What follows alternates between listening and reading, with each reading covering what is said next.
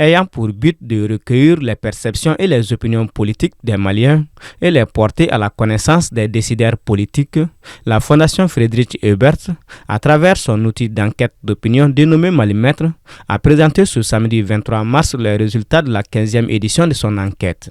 C'est utile pour nous tous qui travaillent au Mali, dans le secteur privé, au public, dans les structures d'État et bien sûr dans la société civile, d'utiliser et de comprendre le malien d'une meilleure façon.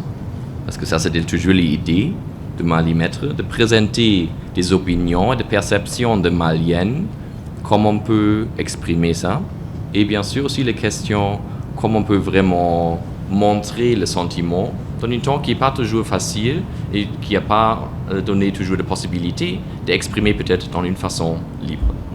Ça, c'est généralement l'idée de Malimètre.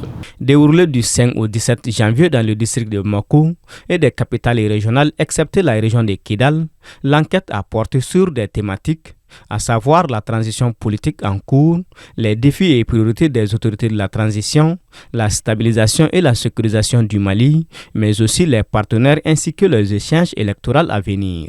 Il en sort, autant je souhaite en dire avant, que les Maliens et Maliens sont extrêmement optimistes.